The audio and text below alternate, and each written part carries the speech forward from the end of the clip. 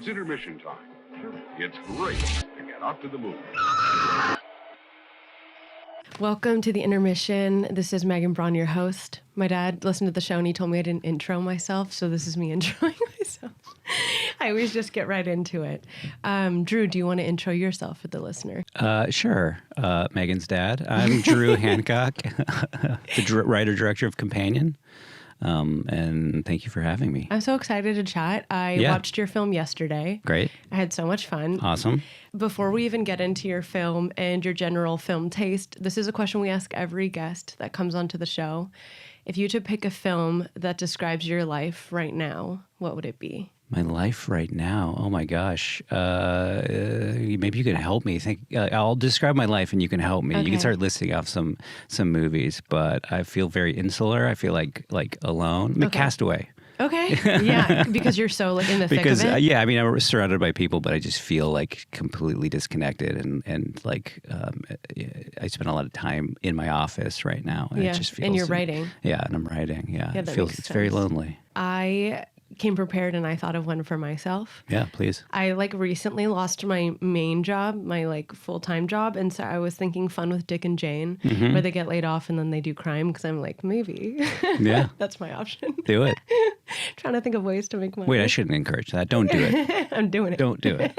Yeah. So before we get into the movie you're here to talk about, we like to set this up where the listener just gets a feel for your taste and what movies you like.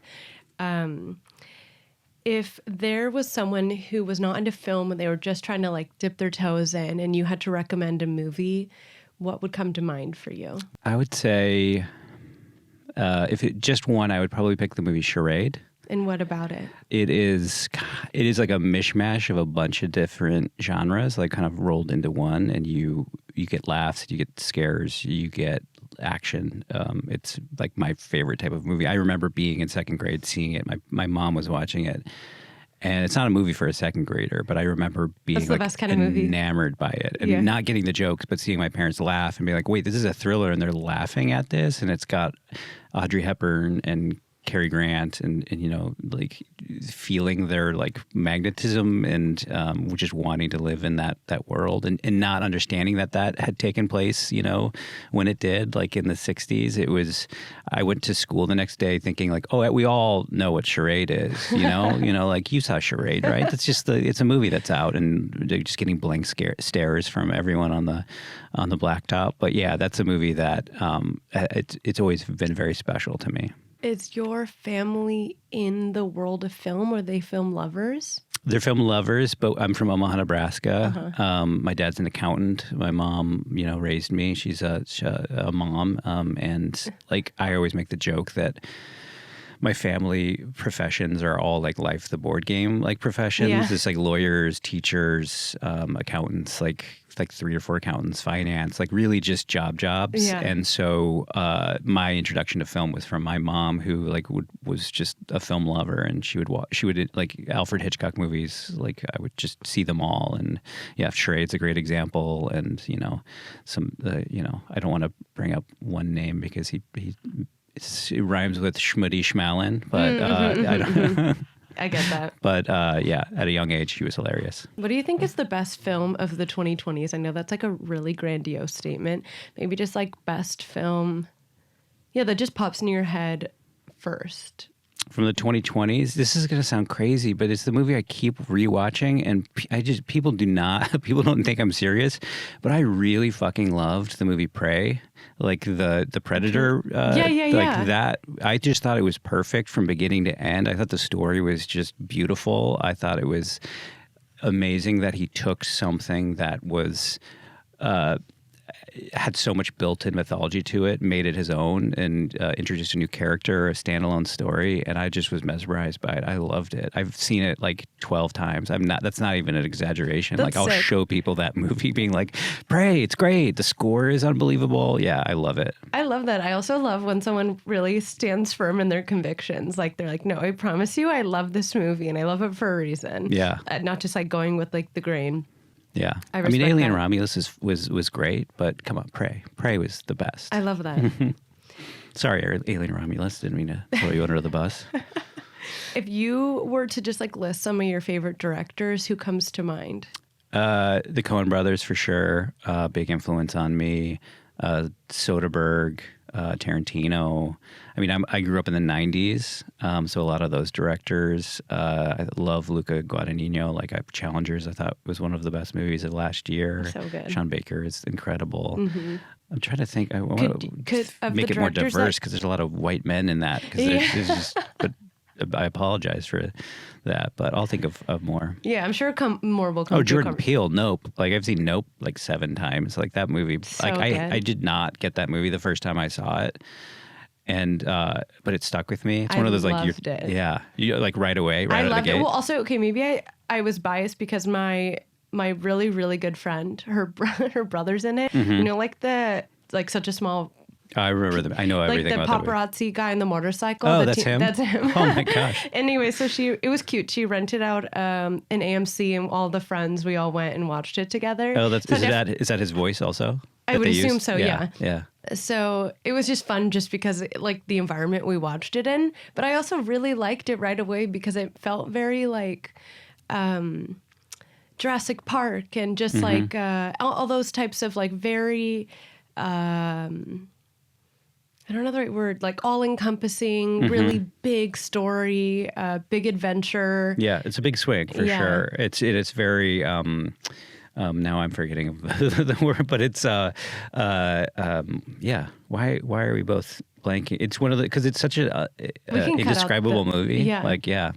I also like just like the piece of history in it too. About like afterwards, I was like researching animal use in film and like that whole link, or even the origin of that the man riding the horse in film. That what do you know what those are called? I don't know what they're called, but I think the photographer is like Muybridge, I think was his name. Okay, but, yeah. I just love movies that reference movie history. I just find that like so interesting. Yeah. And then Keke Palmer's so funny in it. Zoetrope? Is that a zoetrope? Is that what it's called? I don't know. Can you guys look that up? Yeah, you were right. Cool. Wow, that was a good one to know. Okay, zoetrope. From some of the directors that you listed before, could you think of like just some of your favorite films by them? So like Coen brothers or whoever else. Yeah, but I was 15 when Pulp Fiction came out. Please don't do the math on how old I am, but I I'm bad at math. I look very young, and I looked really young at 15. Like I looked like I was 10.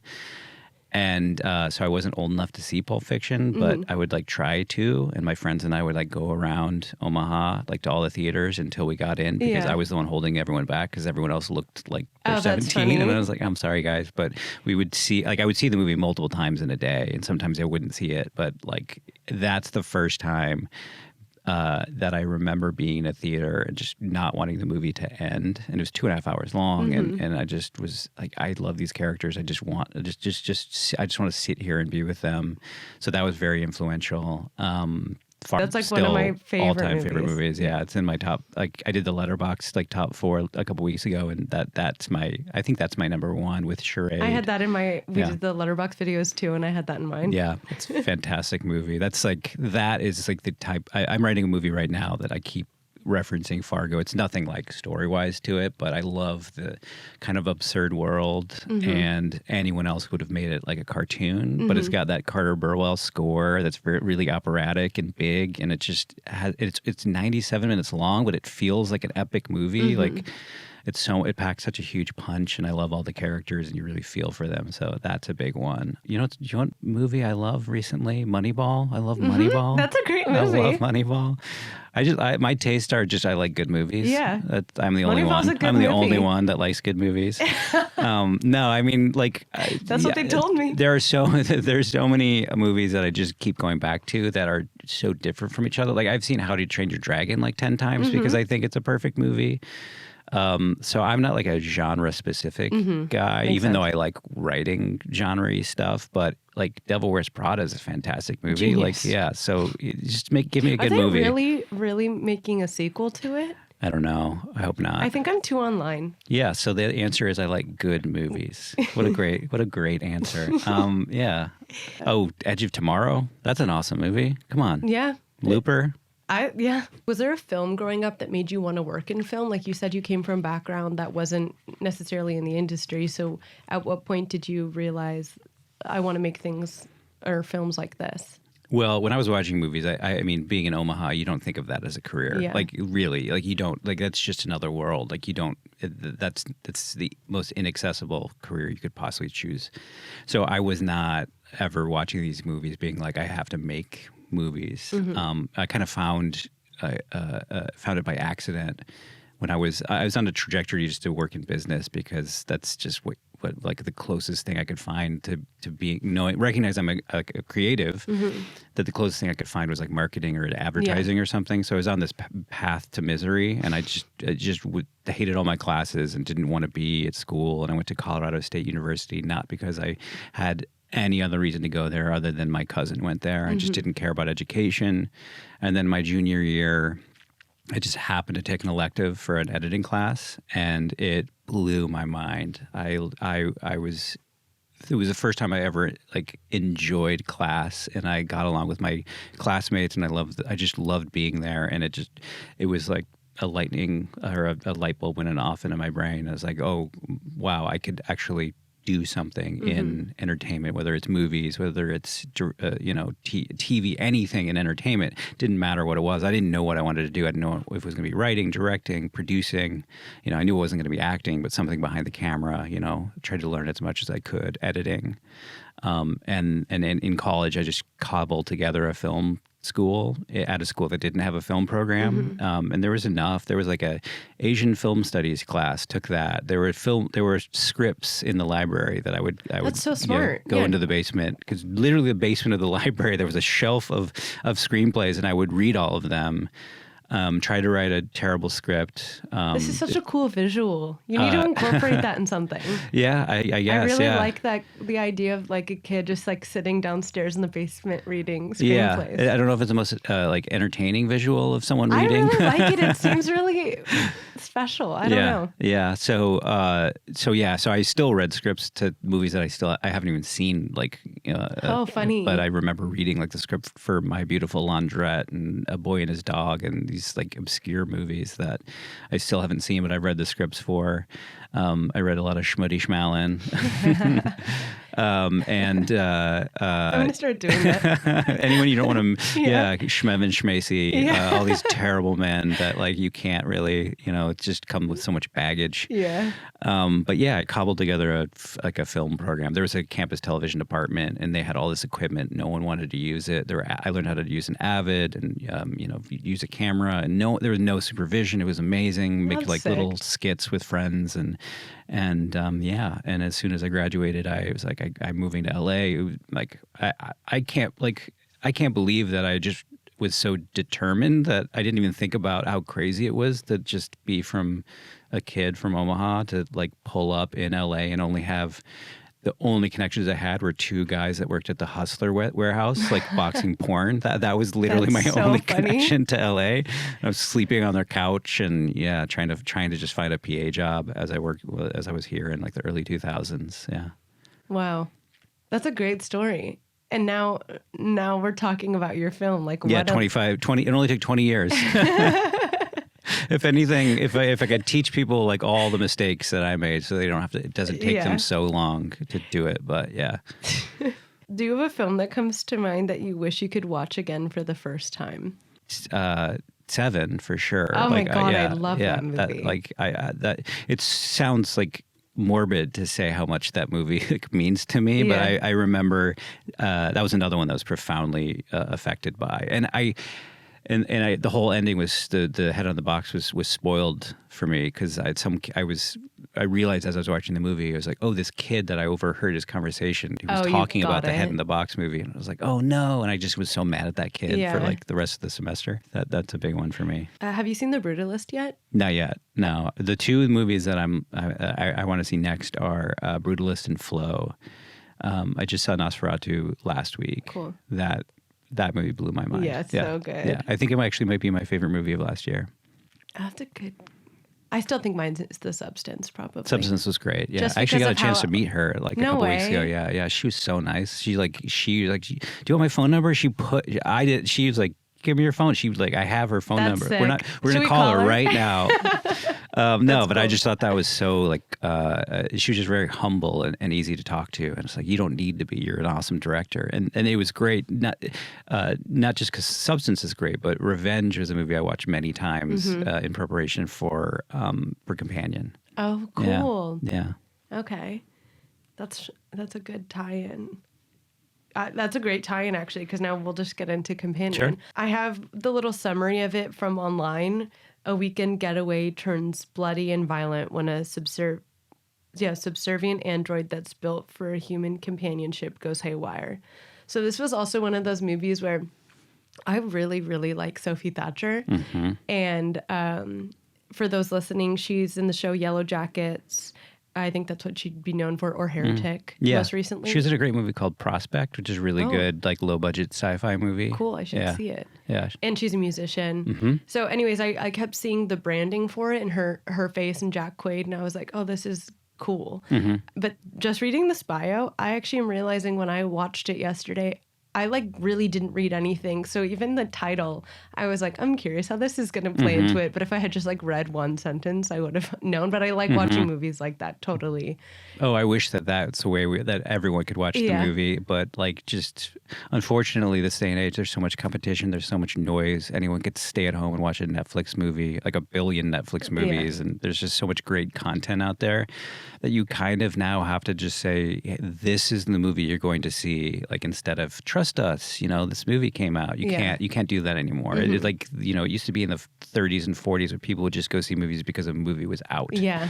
I wish that we still lived with that like purity, and I would love. We had a screening of Companion at Beyond Fest, and I wish I could bottle up that that moment where they all realize what the movie's about. Because it's just a collective gasp, and you're like, yes, like this is the one time I'll ever experience this. Because I knew at that point in November that the marketing was going to spoil it. It's funny because I'm like, somehow I missed it. Yeah.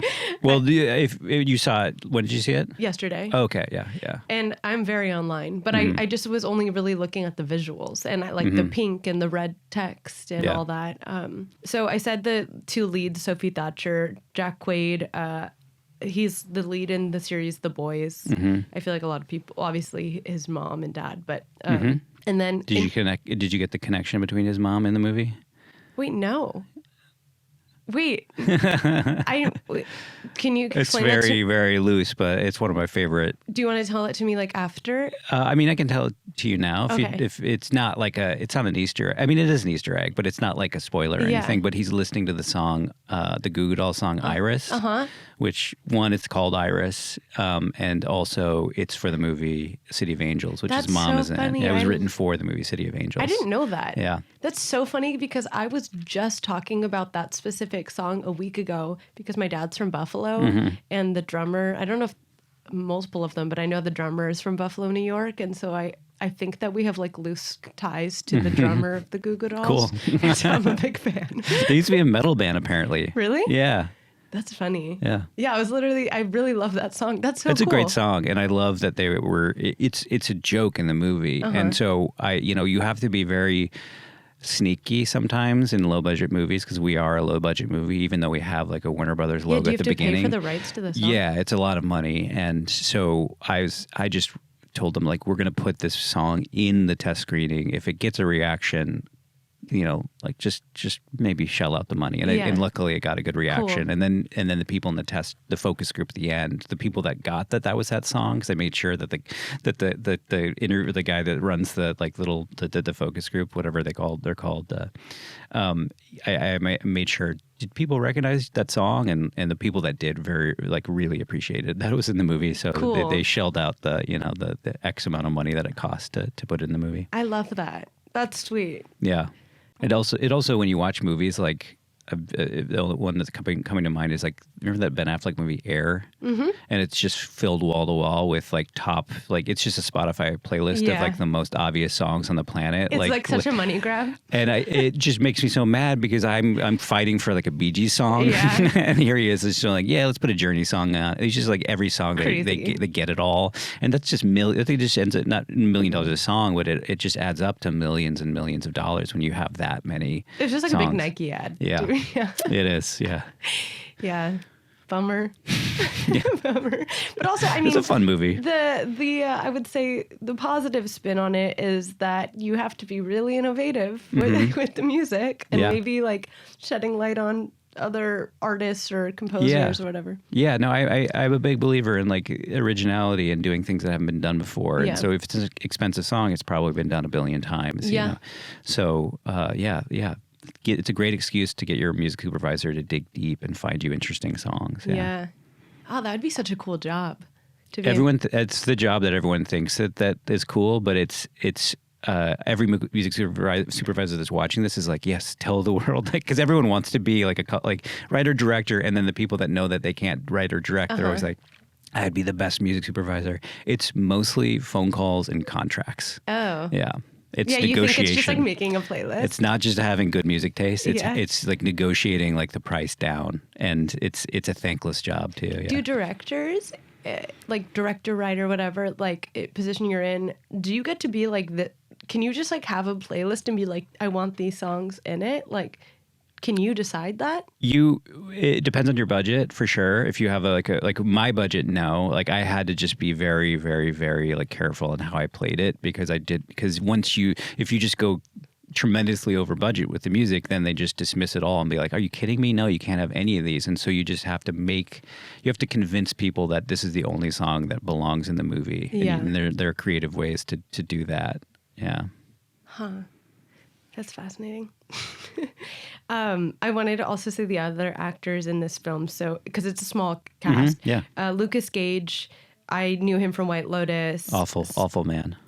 No, he's the best. My friend Skylar, she's like a good family friend of mine, but she also was on the podcast because she's a casting director. And I'm pretty sure she was saying Lukas Gage was someone who would keep auditioning at the studio that she worked at. So she got really familiar with him and said like everyone loved him because he would just come in and he was so charismatic. Oh, he's the best. He's great. Did you know the story that like made him pop though, right? Oh, that like the audition tape? Yeah. Wait, do you want to tell the story? Because it's so funny. Oh, it's a great story, but anyone can just watch it. I think it's on YouTube, but I just recommend you just don't leave this podcast. Do people know who the person? Yeah, he's a TV director. I think his name is Tristan Shapiro. It must have been for a TV show. Uh-huh. And the director didn't know his mic was on, and Lukas had stepped out of frame, and the director said, "Oh, these actors in their sad little apartments," and then you hear Lukas Gage or he comes back on camera and he goes, give me the job and I'll get a better place or something like the best quip you could possibly do for that. And it just is so endearing. And like that, I think is like the first time people were like, because that really caught on. It became like a little viral sensation. Yeah, and then so that combined with him on White Lotus, like back to back, you're like, who's this guy? Yeah, he's the best. He's so great. Off. Yeah. And and just him in the role of Patrick and it's a thing that's a very like not flashy role, and I told him like, if you're gonna do this, like you're gonna have to underplay everything because all actors want like juicy parts where they get to give big speeches and like be operatic and big and this is just a really really muted performance and I think he just nails it. Yeah. I agree. Yeah. And his opposite, playing his partner, is Harvey Guillén. And then there's also Megan Suri and Rupert Friend. Yeah. And that's basically the cast. Yeah. Other than like the cops. Yeah. When is the actual release date?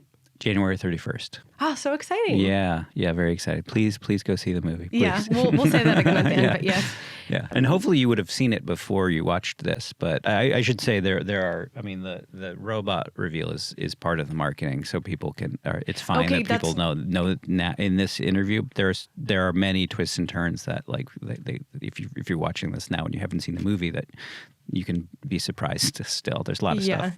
Okay, well, that's good to know because I was going to tell you some movies that I thought of while watching this, and then you tell me if any of these are too much giveaways. Yeah. What comes to mind for me was Don't Worry, Darling, Ex Machina. You know what's funny? Someone wrote on the trailer "Sex Machina" to describe this movie. I was like, that's funny. I wish that. How did I not come up with that? I don't know, funny that's shirt. That's the funniest joke. Yeah. Damn. The internet's good. Yeah. Her was another one. And also, love Her. Her, the score for Her is like my favorite score. Beautiful. Arcade Fire did the score. Yeah. It's so I've good. listened to it many a times. Yeah, I listened to that score while I'm writing. Yeah. Yeah, it's a good one. Yeah. Also, Her was supposed to be set in 2025. Did you know? Oh no. Isn't that cool? So we're in 2025. Your film's... Oh, this is also what I wanted to ask you. What year is your film set? Okay, so Because it feels pretty like now, other than like the car and the robot. yeah, so when I originally came up with the idea, I was like, okay, I hope it's not like I wanted to look up. I didn't do a ton of research. I didn't want to like get bogged down in AI. You know, like, it'd be very easy to just make this movie like a very. The emotions were way more important to me than like the technology. Yeah. So I just wanted to make sure I had like the broad strokes down. And so one of the things I kept looking at is like, when is this technology probably going to start showing up in the level that like, because it's here now, but like the level that you could make something that's like pretty, interchangeable with a human being. And the 15 years is what kept popping up, which one scared me because I can't believe it's that soon.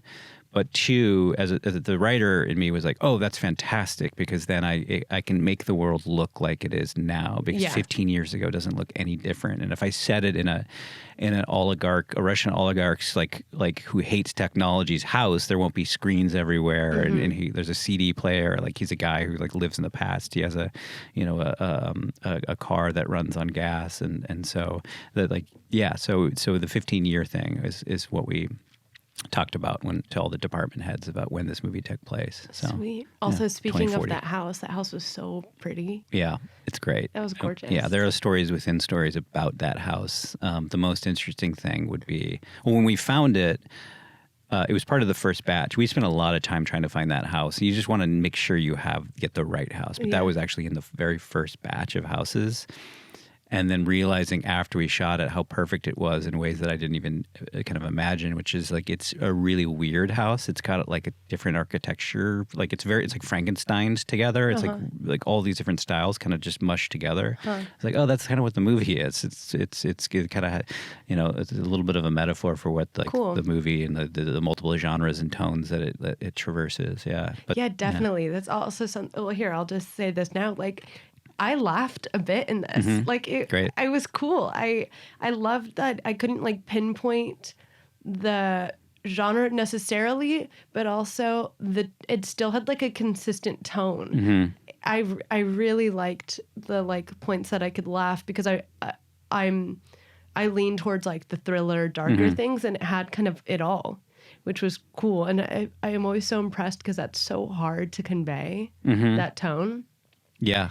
Oh, yeah. I mean, that comes from just making sure your actors, the consistency you're talking about throughout it is like everything should be grounded. All the emotions should be grounded. Yeah. And then the tone can come from editing. It can come from music. It can come from the style of the shooting. But the actors, it was very important that like you would get whiplash if they started acting like it was a comedy. Yeah. But like so all the jokes needed to be like grounded in like what the reality of the situation would be and how we would react. And I, like my favorite thing is just seeing people do things poorly. So I like the idea of a really kind of intricate plan done by idiots. Yeah. And then just seeing it fall apart. Like I think there's just so much comedy in that, and like the fight between Josh and Eli and him saying like he's never orchestrated a murder before, like that, like the jokes would come from the situation, and no joke is like, it's why it was kind of hard to cut the trailer together, is because there's no like jokes that just like kind of work on their own.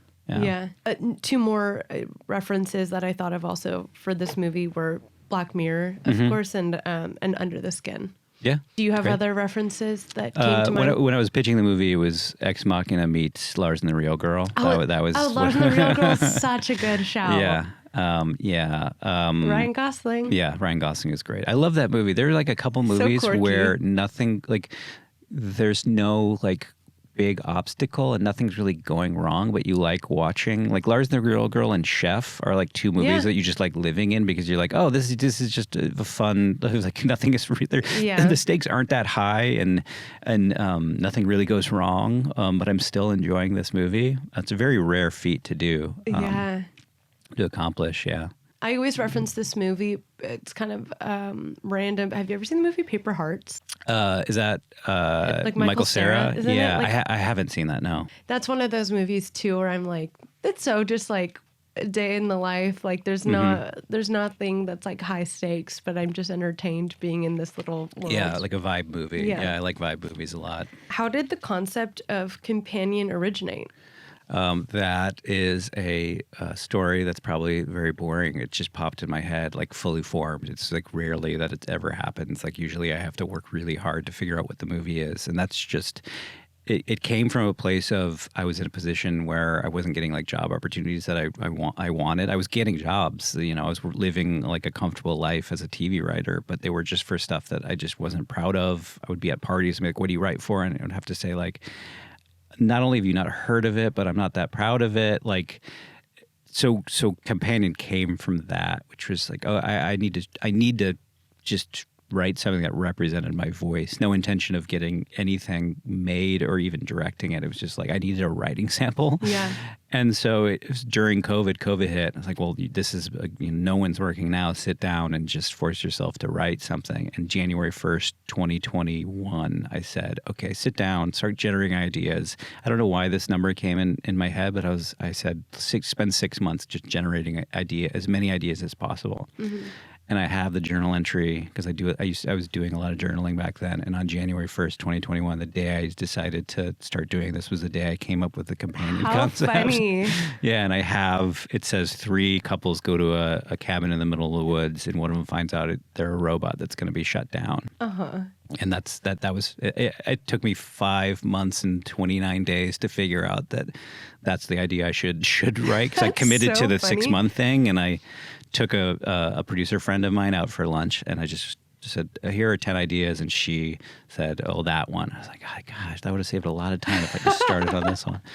But so that's when I kind of committed to it and started writing it. And she was right; it was the most fully fleshed out. You could tell an idea is not right if you're over explaining things. Yeah. The companion was that; it was 2 sentences.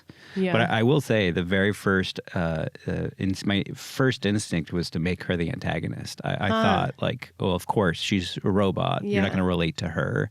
She's going to go haywire, and it's going to be from Josh's perspective, and it's going to take a horror, the structure of a horror movie where one person gets picked off every 10 pages. And before I started writing it, but I'm just, I really fully fleshed out the first half. But while I was fleshing out the first half, I got to the scene where they show up at the cabin for the first time, and she's standing outside, and she's about to meet his friends, and she's really nervous. And I found myself relating to her so much. Uh-huh. And I was like, wow, like, I wonder if you could tell the story of a robot with humans, but the most sympathetic character is the robot. Yeah. The most human character is the robot. Is that possible? And it started out as an experiment, and I just fell in love with her and her journey. And then along the way, you just realize, oh, I'm telling a story of like, this isn't a story of a robot. This is a story of like someone finding empowerment through like discovery of self. It's like you could strip away the sci-fi elements, and it's still at its core, it's a relationship drama. It's about someone like finding who they are and finding strength through acceptance. Yeah, that's sweet. That's such a cool flip because I can't imagine it any other way from any other perspective because that's what I saw. And speaking of from the robot POV and having Sophie be that character or that actor, did you have a vision when writing of like how or who you imagined being in that role? No, I've been like, from my, I've worked in television for like 15 years, and you always think of like, oh, it'd be great to have this actor, and they never do it. You know, you never get the actor you want. Yeah. And so you have to, you're just going to be heartbroken because they'll inevitably say no. They can't do it from scheduling, or they don't get the script, or they're too big, or whatever, or they get canceled or something. You know, you never know. You never really know why they won't be able to do it. So just don't put yourself through that heartache. So I when I'm writing characters, I flesh them out as much as I can so they don't feel like you know, one dimensional. But I don't add so much shading in it. I think that the best analogy I could come up with is like it's almost like a deflated balloon. You know what I mean? Like it's enough that's there, but someone else has to fill it and give it shape. So for instance, like the Josh character, it was written as like just a boy. I knew it was like boyish good looks and an aw shucks smile. That was like the description of him, because I knew like the heavy lifting for Josh was we needed him to be likable. You don't want to spend an hour and a half with a guy that's just has no trajectory to his arc. So he needs to start out as like a guy that he's saying awful things. He's telling her to smile, but he needs to feel like he's saying it not out of maliciousness, but saying it because he doesn't know any better. He's just kind of a dumb, doofy dude. So like, yeah, I don't want to, you know, pigeonhole myself with the actors. So yeah, I don't write with anyone in mind. And I recommend people doing that. Yeah. Another great trick is writing someone very specific in mind and then never telling anyone and don't hiring that person and then going against type, because then you get a very interesting. The character will be something. It'll be very new and fresh, and it'll have like a take someone else's voice and put it in another body. It's a great trick. Yeah, because specifically for Sophie's part, like she is such a. Like her persona, especially coming from like Yellow Jackets, like in her, even just like her look, and she's a musician, and I wouldn't have pictured her as this more like cookie cutter type of like robot. Like her outfits are very modern, but like 50s twist to 60s it. French New Wave. Yeah, exactly. So she was in her like deep voice. It was just such a cool kind of contrast a bit for me. Yeah. I mean, it was really tough to find her, honestly. Like we searched far and wide. Like we opened it up. It didn't look. I mean, New Line was very supportive of like finding an Iris that it didn't have. They were like, you don't have to like find a Jenna Ortega or someone that's gigantic. It can be. We can. You know, like Sophie was a name at the time, but she's not a superstar. Yeah.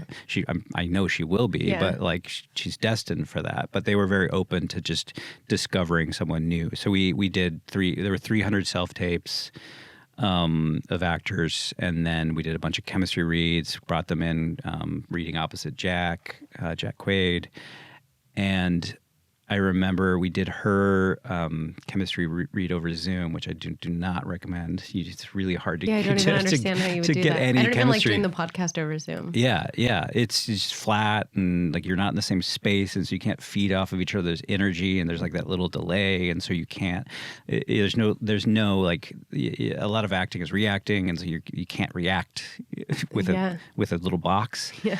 And us, but we had to, because Jack was in London, I was in New York, and Sophie was in LA, and we even through Zoom, it was so obvious that everyone. There's this really interesting thing that I found with actors and needle drops. That if you ever find yourself in a position where you can't decide between A and B, it's not the right person or not the right song. It's a weird thing. Like it means you're still looking for the right person or the right song, because when you put the right song into a movie, it sings, and when you find the right actor, it's you know, she was leagues above everyone else. It was. I'm such a pessimistic guy that when she starts saying the first line and my heart's going like, oh my God, this is Iris. Like, how am I going to fuck this up? Like, we are going to fuck this up. Like, I have now just like fallen in love with this actor for this role, and it's not going to work out. Like, something is going to happen. Like, she's going to get something else, or, you know, like we won't pay her what she needs, or like there's so many reasons for it to not work out. But that like waiting game of like her, just waiting until the day she showed up for the camera test is like it didn't feel real until we like did the first shot. But yeah, I'm so glad that it worked out because I can't imagine anyone else in that role. She inhabited it. She was a great partner. She was so nice and humble, and there was no ego. And the only time she complained, it was like she complained too late because we were like throwing her against the beach, and like she's like, my head hurts. Like, oh my gosh, why didn't you say something sooner? Like I would have stopped on take 3. That's funny. But yeah, she never complained. Yeah, she was great. I like to ask this when we have filmmakers come on. What central themes or messages do you hope that the audience takes away when they leave the movie? Is there kind of like one overarching? Yeah, either. Okay. Overarching. I would say, and I didn't realize this writing the movie, what it was really about. I'm a big believer in just, I know some writers love starting with theme. I know like Paddy Chayefsky thought of the theme first, and he would write every scene like in Network, and it would all be filtered through that one theme. I can't write that way. Yeah. I have to kind of just, I don't think you really know what you have until you finish the first draft, and then you look back and you go, oh, okay, this is interesting, and I'll flesh this out and focus this out. It's a little bit subconscious, I bet, too. Yeah, and like I love the discovery. I love that like the happy accidents that your brain just kind of naturally knows what's right and knows what's wrong. And I'm having that happen right now where I'm writing a scene. As you're talking? I'm just kidding. Like another spec that I wrote that I got notes from today that I'm like, yeah, you called out exactly. I knew that this was a problem, but I couldn't take it out because it just was. But there was something. There was a voice in the back of my head going like, "This doesn't belong. You love this scene, but it doesn't belong in this movie." Yeah. I just needed some person to go like, "It doesn't belong in the movie." Be like, "Thank you for giving me permission to take it out of the script because I couldn't do it on my own." I do graphic design, and same thing where like I'll like throw out some ideas to a client, and I'm like, I already know which is like the lame ducks, but then they point them out, and I'm like, oh shit, I knew it. Yeah, everyone. I mean, people are so smart. They figure like that. Surround yourself. I shouldn't say like people are smart. Some people are smart. Surround yourself with people that have good taste and can you can speed through like the tough rewriting process if you can get it to people with taste that you like kind of align with, and they can find that they just get to it way quicker. And yeah. So I pivoted, so it's my fault.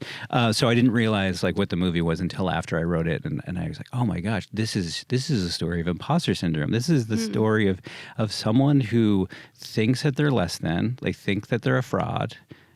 What's the worst thing that you can give to someone who's thinks that they're less than? You think like she is told she's a robot. She has officially said you are less than. You like all of your worst fears are realized, and so I love like fixating. Like I love focusing on like the writing part. So I'd love to like talk about that for any writers out there that are working. You always want to find obstacles that kind of exploit your character's weaknesses. And there's one movie that came out in the last couple of years that I think did such a freaking phenomenal job with it. It was Godzilla -1. Oh, yeah.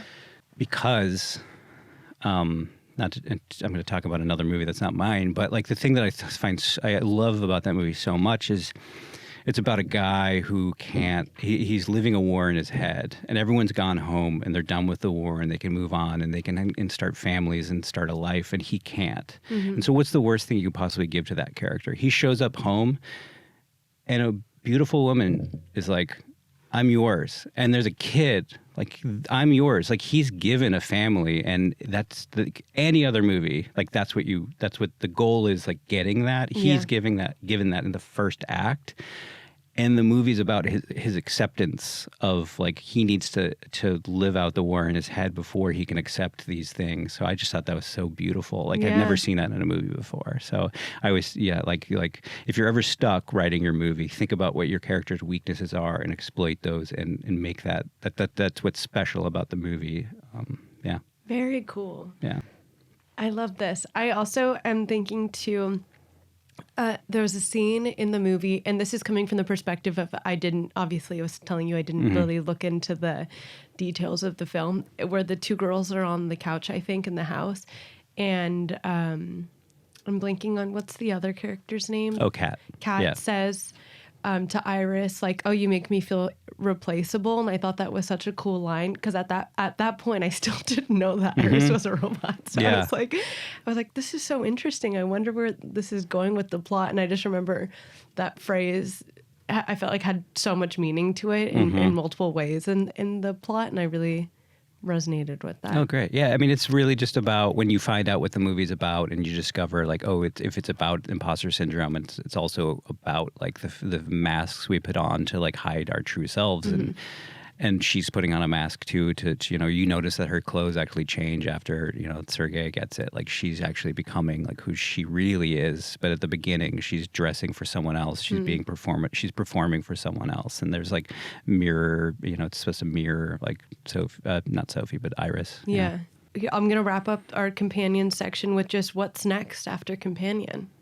I'm writing a spec right now. I'm very excited about, but I'm also going back to being in the position where I wasn't getting job offers for things that I wanted to do. Now I am getting job offers for things I want, and I'm so not used to it that I'm saying yes. And so that's like I'm in this position where I'm like, why did I say yes to so many things? Like I'm writing 3 movies right now. Wow. Which is awesome, but it's also daunting. But the How do one you even like pivot your brain to be like?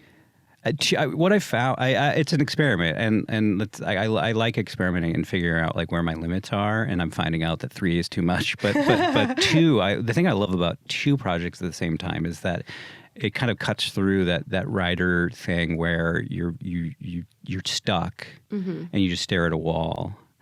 If you have another project to pivot to, you can just kind of bypass that. You're not wasting time, and it's still kind of in your brain. And I can compartmentalize both stories. I think if they lived in like similar worlds, I would be in trouble. But all 3 projects are so different from each other.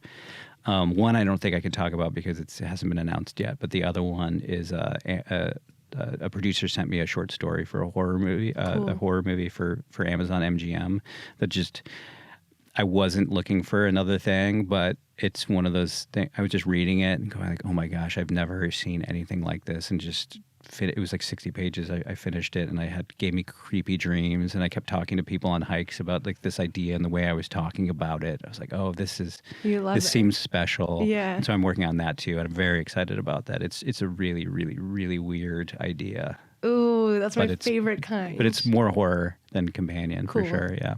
Cool. Yeah. Okay, now we're going to play a little game called Find Your Companion. Okay. And I'm going to say 2 filmmakers, and then you just pick which one you'd want to be your companion, and then Okay. I'll swap it in with new people until Okay. we... So am I basing it off of their personality, or am I basing it off of like how Yeah. much I like their movies? Oh, that's a good question. Like both? Well, I can talk through. Yeah. Let's try it. I'll talk you through what I'm thinking. Okay, so also I'm bad with pronunciation. Okay, so Steven Spielberg. James Wan or Jordan Peele? Jordan Peele. Jordan Peele or Quentin Tarantino? Tarantino. Quentin Tarantino or Robert Eggers? Tarantino. Quentin Tarantino or Coralie Farja? It's gonna be really hard to beat Tarantino, but I don't know if I would want to hang out with him. His energy is like, I just love his movies, and it's his sweet spot because Well, we'll like see who comes up next He on the raised me, list. yeah. Tarantino or Cassavetes? Tarantino. I'm actually not a big Cassavetes fan, as crazy as that sounds. Like, It's okay. Yeah. We all have opinions. it really bothers me, his directing style. I think he's kind of full of himself, and he would slap actors in the face to get performance. I don't like that. I think that's like repulsive. I think that's, you don't treat your actors like pieces of meat or puppets. Like, it really bothers New me. information Yeah. for me. Okay, Tarantino or Guillermo del Toro? Tarantino. Tarantino or Steven Soderbergh? Oh, this one's tough. I would much rather be. I think Steven Soderbergh is the smartest living filmmaker, and I highly recommend if you want to like just know the ins and outs of filmmaking. There's a YouTube video. It's like 2 hours, and I think it's either with UCLA or USC. It's like it's a masterclass, and it's Cool. free, and he talks about like directing like extras, you know, like that's how in the weeds they get, but it's like every single detail about filmmaking, and I luckily found that before Companion, and found that so which is so important to learn those lessons. Yeah, I highly recommend it. It's like over Zoom. It's not like a sexy video, Yeah, but like what he's saying interesting. is great. Yeah. But I also love his movies. I think The Limey is like perfect. I love Ocean's 11. Out of Sight might be in my top 10. I think Out of Sight is the greatest love story ever told. Wow. Yeah. But so was he your companion over Tarantino? Yeah, I think because I have to take I think Tarantino's energy would really be tough. Okay. To deal with. We have more to go. Yeah. Soderbergh or David Fincher? Oh no. Oh, Fincher. David Fincher or the Coen brothers? Oh no. Well, the Coen brothers are they don't say anything. I they like don't that talk. it's the brothers, it's the two. It's both of them. Yeah, but neither one of them. They're hard. Like I've heard horror stories from I mean, not horror is definitely the wrong word, but like they don't give like feed. They don't talk. So, but that would freak me out as an actor. Yeah, they don't give any like positive feedback. They don't give feedback. They just. Oh man. Yeah. But yeah, it just goes with the territory. I mean, but they're geniuses, and their movies are like No Country for Old Men is one of my favorites. Fargo, yeah, they're amazing. Burn After Reading, one of my favorite activities when I'm bored is to watch clips from Burn After Reading on YouTube. But yeah, I'm gonna have to go with Fincher. Okay, David Fincher or Karen Kusama. I would Fincher. Destroyer is a great movie. Everyone should watch that. I love that movie. But Fincher is Fincher. I don't know. Like, he's made a bad movie for sure. Never mind. But what's that one that Mia from Letterboxd said that there's one Fincher movie that she like absolutely hates. What? Yeah, Mank is Mank. a tough watch, and Benjamin Button has moments that are really great, but Mank is tough. His dad wrote that. Did you know that? His dad wrote the screenplay to that. Yeah. But I think Gone Girl is another one I'd add to lists of movies that I think are I'm influenced by for Companion. Also, I still read a lot of screenplays. I just love the art of screenwriting, and there's a really definitely, and I think it's an art to make a really readable script. And if anyone's looking for scripts that are really good reads that are economical and just really get across what the tone of the movie is, Looper and Gone Girl, fantastic scripts. Cool. Yeah. It's also, I'm just having this thought. You said you don't use social media because I was just thinking of all the things that you're doing, and I'm like, well, that makes sense. You're not using you have so much time because you. But I do watch a lot of YouTube. Boys love you, men. Yeah. Love YouTube. Yeah. But like you're writing 3 movies and you're reading all these screenplays. Like that's a lot to consume. I still don't feel like I'm doing enough. I haven't seen Flow and I haven't seen Brutalist, and That's a lot. You're doing a lot. Okay, we're almost down to the end of to find out who your companion is. David Fincher or Helena Rain? Fincher. David Fincher or Ridley Scott? Fincher. David Fincher or Julia Ducournau?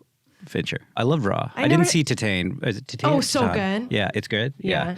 I loved Raw. Ducournau. Although the licking of the eyeball, I can't get that out of my brain. No, but still Fincher. I think she's extremely talented. And then finally, and this is another last name I can't say, David Fincher or Luca Guadagnino? Yeah, he is a master. And I'm going to say something. It's going to piss off every single person, one of your viewers. But I think his Suspiria remake is better than the original Suspiria. Oh, wow. I do. I do love that movie. I love it. Also, so much. regardless of what you say, our listeners are always pissed off. Oh yeah. No, I mean they're going to be pissed off at everything. I mean, I said this motherfucker who's talking about How to Train Your Dragon. Like people are always mad, but whatever. Okay, so your companion is David Fincher. Yeah, and it's funny that I said Soderbergh being like he's the smartest filmmaker. I think Fincher is the smartest filmmaker. He's like the modern day Kubrick. I think. That's sweet. Okay. You can't do companions from past because Kubrick would be the number one. Oh yeah. I mean, it's a game, so yeah. My last section is quick, and it is called 2025 Great Expectations. I'm going to list, how many do I have? Yeah, 5 films here that are coming out in 2025, and you're going to rank them from your least to most excited to go see. Oh, cool. Yeah. Let's do it. Okay, so we have Mickey 17, Okay. Bong Joon-ho, The Fantastic Four, the new one that they're making, Wicked, the second part, The Monkey, Osgood Perkins film, and 28 years later, the Danny Boyle's movie. Oh, this is good. This is good. Okay, so I have to put Wicked last because I haven't seen the first Wicked. Okay. So I'd have to see that first, and maybe I would love it. I don't know. I'm just not a big musical guy.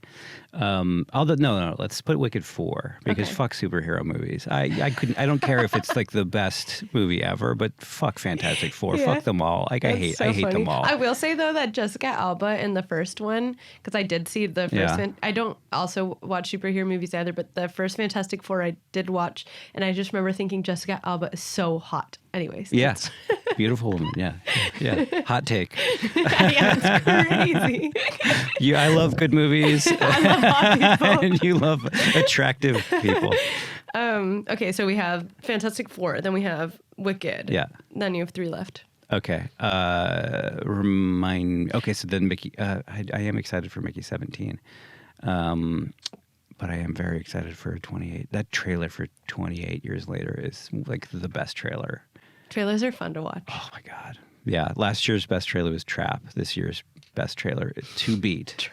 Yeah, I loved Trap. I fully recognize you can give me as much shit as possible. It's not great, but oh my God, I had such a fun time. I had such a fun time. I think we all had fun. I love when characters make decisions that you're like, what's happening? And you just forget about reality. So I'll put Mickey 17 third, although that's another great trailer. And I love Robert Pattinson. So that leaves the Monkey as second. Monkey's number 1. Oh, Monkey's number 1. Yeah, I think that trailer's awesome. Cool. Yeah, I can't wait. And I loved Long Legs. Yeah. So good. Yeah. We I think I said this on the podcast already, but we did a whole episode actually just dedicated to Long Legs. Yeah. And we went to a screening of it at the Egyptian, and they gave everyone vinyl, and it was like Lukas Gage had like made music that he thought his character would like listen to or something. Oh, cool. And it's like all T-Rex, right? Like that character loves T-Rex. Yeah. And so maybe so basically they gave us the vinyl, and I just like get heebie-jeebies with like I don't know, that like topic. Like devil-y, that kind of thing. And so I was like, someone needs to take this vinyl from me. So I gave my vinyl to my friend. But now I want it back because I love movie memorabilia. That's a special movie. I know. Too, and I think it'll be probably not that you would keep it because it'd be worth something, but just sentimentality I need would be it worth back. something. Yeah, get it back. I love I love that movie. It's like talk about a new spin on an old idea. The idea of like Satan reaching down and like the person they choose is just an idiot shithead like dummy. Like that's such a cool idea for a movie. Like he's not like Buffalo Bill. He's not like he's not a like an interesting guy. He's just a shithead. And I just think that's such a cool idea that Satan's working through an idiot. Yeah. Cool. Well, that wraps up everything I had here. For those listening who will want to see Companion, it will be out, you said January 31st. 31st. Yes. Yeah, please go see it. Yeah, please support original ideas. Yes, Some of these definitely. Freaking sequels now, but there were some great original movies last year. Yeah, a lot. Yeah. Hopefully that keeps up.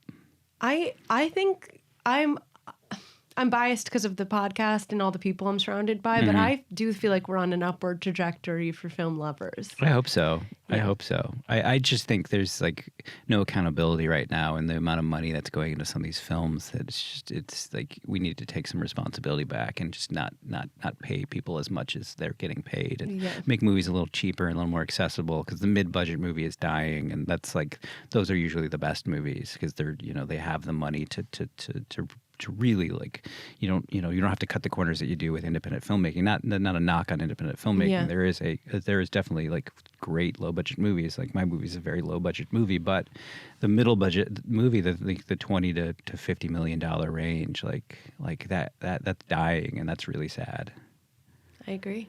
We our first episode ever actually was with the producer Ted Hope, and he had like a really great spiel on that, just like making more. Well, I think his thing was like micro budget films, right? Yeah. That's what, but anyways, it was a cool conversation because like I don't come from that back end of things, and so I found it really fascinating as just like someone who's a consumer of films. Yeah. Don't make Gray Man and make 3 $50 million movies, or make 15 $10 million movies, or make 35 $35 million movies. You know, like. I agree. Yeah. I love that. Sorry to throw that movie under the bus, No, but it's that funny. to me, It had to be said. That's the epitome of just like, we don't give a shit anymore. Like, we're just so making a movie to make a movie. Like, I love that you're giving your opinions, because sometimes we have guests that are really, really like media trained. Yeah. I mean, my people are going to be mad at me because I'm probably being too open. Like you caught, I think having this at night is just lowering my ambitions. And like you all the whiskey you fed me, like that's really effective. That's great. I wish we had whiskey. Yeah. I'll say I'll never punch sideways or down. It'll I like that mentality. Punch up. Yeah. Cool. Well, on that note, thanks for being on the show. Yeah, thank you for having me. I had a lot of fun. Yeah, me too. And I really like this movie. Thank you. Yeah, please, more people see it. Yeah, definitely. Okay, well, it's time to get lost. Awesome. Good evening. If you enjoyed this episode, be sure to leave us 5 stars on Spotify, Apple, or wherever you get your podcasts. To stay in touch, follow our Instagram page at It's Intermission Time and share with your friends. As always, Intermission is produced by Jazeel Chu and Olivia Dean, and of course, hosted by yours truly, Megan Braun. This episode is brought to you by The Synagogue.